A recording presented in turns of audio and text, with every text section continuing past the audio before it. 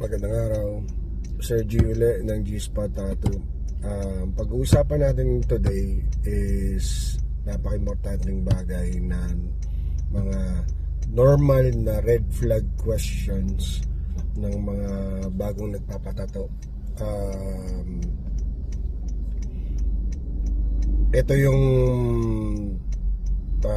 mga questions na malimit, nakaka-disrupt ng groove or ng diskarte ng tattoo artist. Yung mga tatanong na mabilis lang yan boss, di ba? Matatapos na ba boss? Madali lang yan boss, di ba?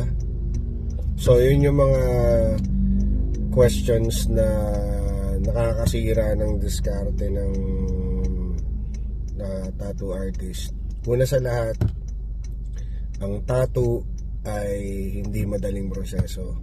Hindi siya rin mabilis na proseso. Hindi yan parang sticker na ididikit na sa balat nyo na ganun kagad. Yung pagkakabit pa lang ng stencil, kumakain na ng oras. Yung kunyari mahina pa yung pain tolerance ng kliyente, magnanaming cream, papatagalin pa yung naming cream ng 1 oras dun sa balat. Yung pag sa setup, lilinisin lahat ng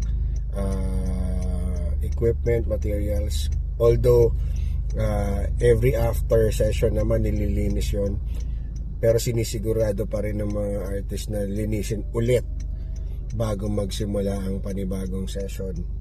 So, and yung actual tattooing process ay